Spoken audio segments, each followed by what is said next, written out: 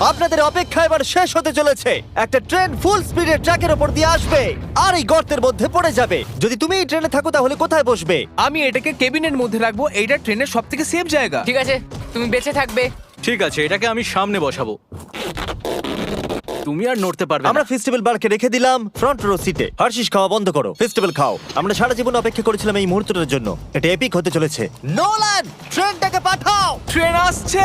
দেখা যাক কি হয়।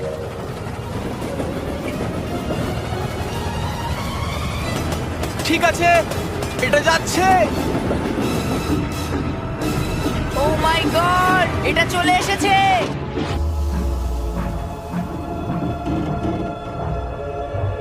ও মাই গড!